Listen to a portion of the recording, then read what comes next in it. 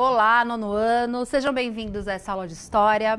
Eu sou a professora Janaína Jardim e hoje nós vamos falar sobre a descolonização da Ásia, um tema muito relevante, bastante importante, principalmente para você, estudante, que tem aí um projeto de vida ligado a vestibulares, a concursos. É um tema bastante recorrente, além de ser um tema que até hoje nós temos alguns efeitos na nossa sociedade. Mas, me acompanhando nesta aula, aqui não estou sozinha, eu tenho aqui meu colega de área. Olá, professor Alcides Guerreiro. Alcides Guerreiro na área. Boa tarde para você, alunão do nono ano.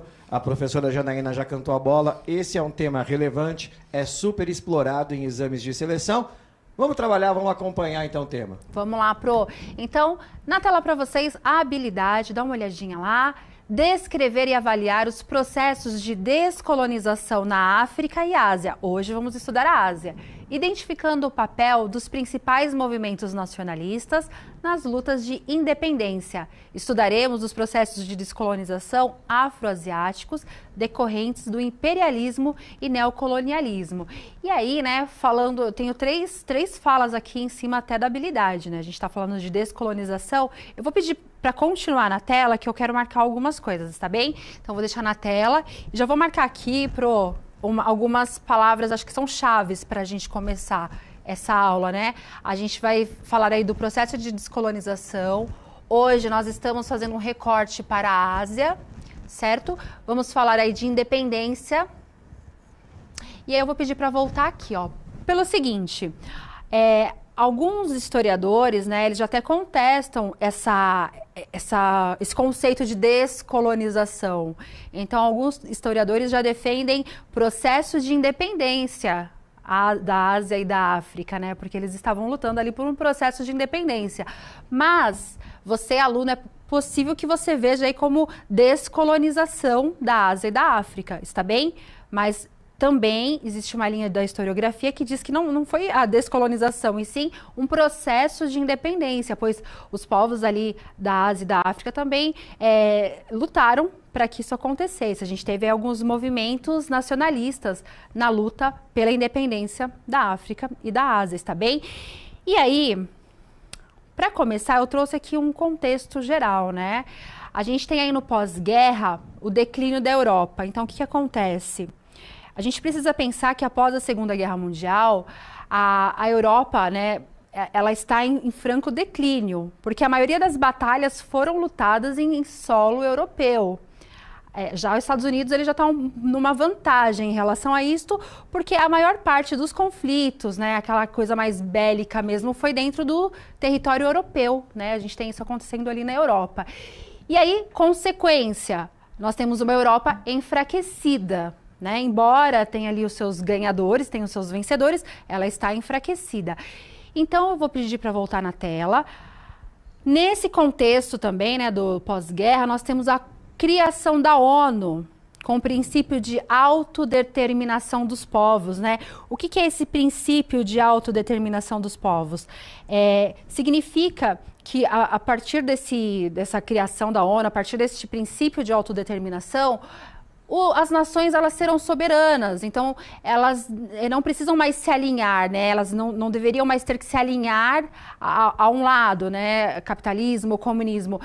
E elas são soberanas, então elas decidem, as nações, a partir da criação da ONU, elas podem decidir os seus destinos sociais, econômicos e políticos, sem a interferência das potências mundiais ali dentro dos seus territórios. Então a gente tem nesse contexto aí, ó, o declínio da Europa, né? A Europa tem os seus vencedores nas guerras, porém a Europa está bastante empobrecida, território devastado por conta das guerras, e criação da ONU, com a autodeterminação dos povos, dizendo que a partir de agora as nações elas têm direito aí de decidir os seus futuros, né? Os seus destinos econômico, político e social. Aí, voltando lá no nosso mapa, dá uma olhadinha, né? Também nós estamos assim neste contexto da Guerra Fria, né? Então termina a Segunda Guerra Mundial, aí temos duas potências, Estados Unidos, União Soviética, ambas com alinhamentos bem distintos, né? Os Estados Unidos com alinhamento capitalista, a União Soviética aí com uma lógica comunista. Então nós temos um mundo bipolarizado, né, na Guerra Fria, um mundo bipolarizado. Aí vocês se lembram quando eu falei na Guerra Fria para vocês que assim, ó, os Estados Unidos e a União Soviética, eles não vão lutar de fato. Não tem assim uma guerra entre os dois, né? De fato. Ali eles não chegam às vias de fato, a União Soviética e os Estados Unidos. Só que os conflitos ocorrem em outros territórios, né? Eles acabam participando de conflitos em outros territórios para demonstrarem ali as suas forças, né? Tanto os Estados Unidos quanto a União Soviética. Então eles acabam participando de conflitos em outros territórios para demonstrar a sua força ali na Guerra Fria. Voltando para o mapa. Conferência de Bandung, a gente já vai falar aqui de 1955, eu trouxe até os princípios dessa conferência, mas assim, no geral, ela participa da cooperação afroasiática, anticolonialismo e antirracismo. Essas informações são bem importantes, porque se a gente lembrar da última aula, do que nós falamos, né? Nós comparamos o neocolonialismo do século XIX com o colonialismo que aconteceu no século XVI. Né? Então vocês se lembram que no século XVI o colonialismo ele sai da Europa e vai para as Américas, né? Com aquela base argumentativa ideológica, né? De cristianizar os povos da América. E no século XIX nós temos o neocolonialismo partindo aí para a África e Ásia. E qual que é a base argumentativa ideológica? É o fardo do homem branco, né? É a missão civilizadora. Lembrando também que no século XIX nós temos aí os discursos civilizatórios, muitos pseudos cientistas que se apropriam de forma errada ali do darwinismo e cria o darwinismo social, dizendo que alguns povos são superiores a outros, né? Dizendo que, por exemplo, o homem branco europeu, ele é superior aos povos africanos, indígenas, aos demais povos da Terra. Então a gente tem, no século XIX, a justificativa, né, pseudocientífica dessa exploração do continente africano e asiático. E aí eu até disse assim para vocês, olha só, nós teremos algumas reações, né? Nós teremos reações na Índia, na Ásia, nós teremos reações na África, né? E hoje essa aula ela trata mais das reações. E aí pensando um pouquinho mais nesse contexto, né? Por que houve o neocolonialismo aqui no território da África e da Ásia? Vocês se lembram que nós estávamos na segunda Revolução Industrial? A Revolução Industrial, ela gera novas demandas no mundo, né? Então, nós temos os 3 M's, quais são as novas demandas deste novo mundo, né? Do mundo durante a segunda Revolução Industrial. A Europa, ela precisa de mão de obra barata, ela precisa de matéria-prima e mercado consumidor. Então, a Europa precisa existem essas 3 novas demandas para a Europa. E aí, para onde eles vão? Para a Ásia e África, atrás de mão de obra barata, matéria-prima e também mercado consumidor. Lembrando que tem mais uma questão aqui. A Europa, ela está fazendo um escoamento populacional. Nós temos aí um excedente de pessoas na Europa. E a Europa está mandando também o seu excedente marginalizado para a Ásia e África. Esse é o contexto, assim, esse é o panorama deste processo de descolonização. E aí... Posso comentar uma coisa rapidinho aqui? Uhum. Eu queria só dar um toque que a professora Helena Maria está aqui compartilhando um boa tarde com os alunos da Cantídio Sampaio em Guarulhos. E ela está convidando a todos para participar da aula e está dando uma boa tarde especial para você, Janas. Poxa, que legal. Muito obrigada, É a Helena? Helena Maria. Poxa, que legal. Muito obrigada, que bom. Então, a gente vai continuar aqui. Até agora, a gente está dando esse contexto, né, do neocolonialismo e agora a gente vai para a descolonização. Lembrando que a descolonização é uma consequência do neocolonialismo. Então, a Europa, ela coloniza ali o território da África e Ásia com interesses, né, comerciais, e agora esses povos começam a reagir, teremos reações, né? Dá uma olhadinha aí na tela. Nós estamos na situação de aprendizagem 2, a descolonização afroasiática. E o que a gente precisa entender aqui nessa situação de aprendizagem? Estudaremos os processos de descolonização afroasiáticos decorrentes do imperialismo. Nós já falamos de imperialismo na última aula, então vocês já sabem que o imperialismo é essa política, né, de dominar aí, criar bases de comando em outros territórios.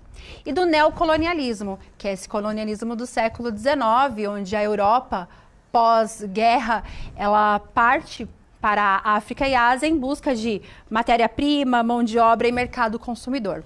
Identificando o papel dos principais movimentos de luta pela independência, discutiremos o apartheid na África do Sul. Isso aqui estará na próxima aula, está bem?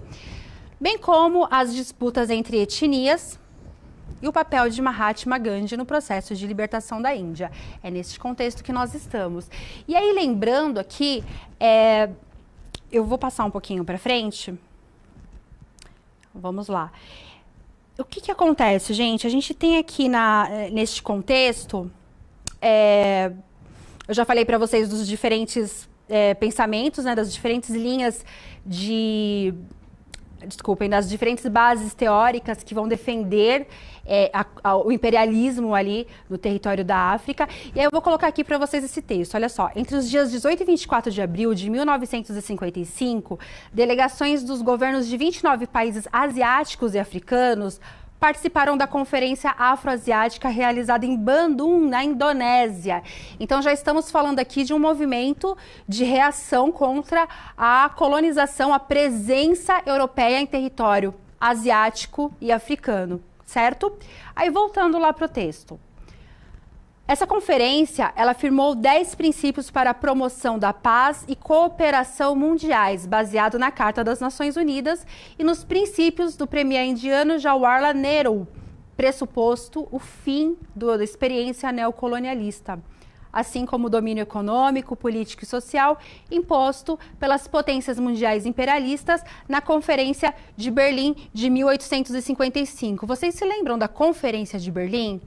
Na Conferência de Berlim, a Europa ela vai dividir a África, né? Ela divide ali a África entre várias potências europeias, e nessa divisão, né, da África, do território africano, não se respeitou etnias, não se respeitou diferenças regionais, eles simplesmente dividiram entre as potências europeias e assim seguiu-se, né? Então, a partir da Conferência de Berlim, em 1855, nós temos aí uma África que está toda fragmentada, e esses fragmentos são etnias e povos que não se convergiam, né?